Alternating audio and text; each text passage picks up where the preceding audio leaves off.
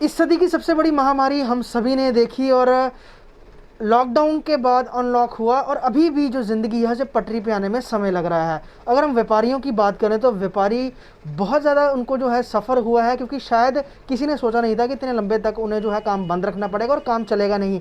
जम्मू कश्मीर जो है consumer state है, ज़्यादातर सामान, मैक्सिमम सामान अगर कहें तो वो बाहर से ही आता है और आगे यहाँ पर डिस्ट्रीब्यूट किया जाता है।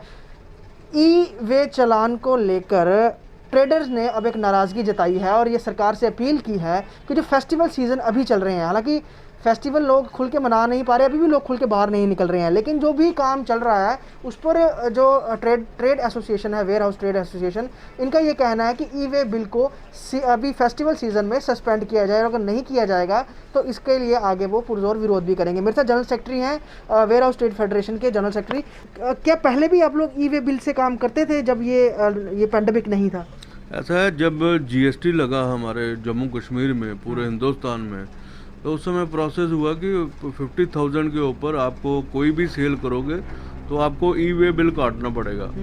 तो हमने सबने काटा, क्योंकि जो इंटरनेट था वो 4G था, तो हमें कोई प्रॉब्लम नहीं आती थी और हम काटते थे।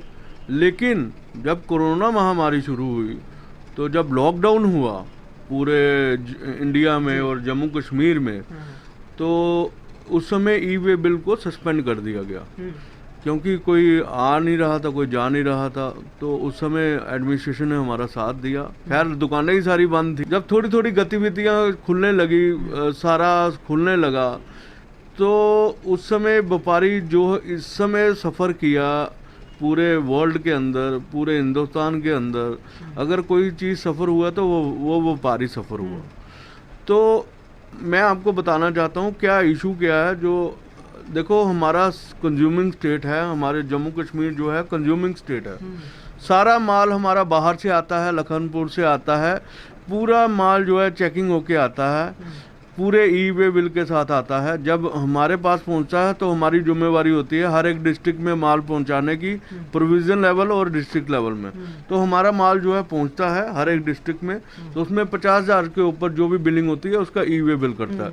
मैं कहना चाहता हूं आपके माध्यम से सरकार से कि जैसे लॉकडाउन अनलॉक शुरू हुआ है, व्यापारी अनलॉक 5 अभी हम चल रहे हैं, तो व्यापारियों का काम बिल्कुल ख़त्म था।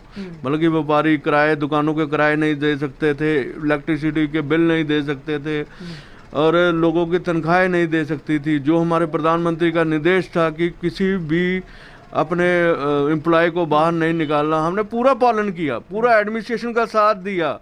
आज व्यापारियों का थोड़ा काम करने का समय आया है।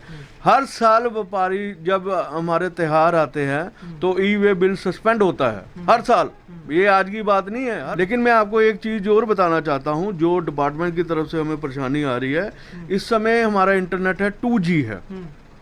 2G में क्या होता है कि जब आप पोर्टल, जो उनका पोर्टल है वो बड़ा स्लोली चलता है, तो आप अगर एक सिंगल आइटम का बिल काटते हो वो अपडेट हो जाता है। अगर आपके पास मल्टीपल आइटम है, अगर आपके पास 15 या 20 मल्टीपल आइटम है, तो उसका अपलोड करने में 2 या 3 घंटे लग जाते हैं।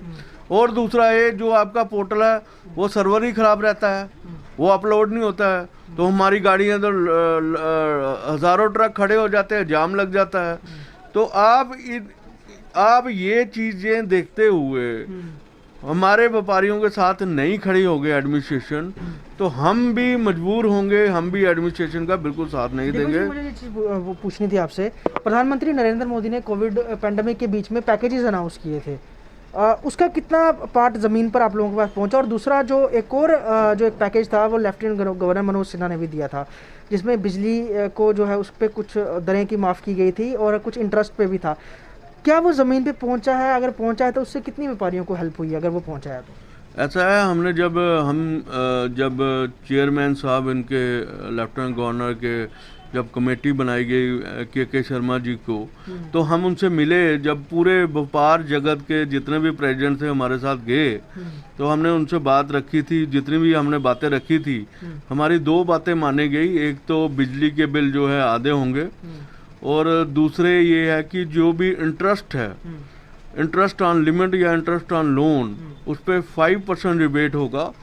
तो लेकिन मुझे जब भी हम बिजली डिपार्टमेंट से बात करते हैं तो अभी वो कहते हैं कि नोटिफिकेशन नहीं आई, और जब भी हम बैंक से बात करते हैं तो वो कहते हैं, जब सीए से बात करते हैं तो अभी कहते हैं कि कोई क्लैरिटी नहीं है।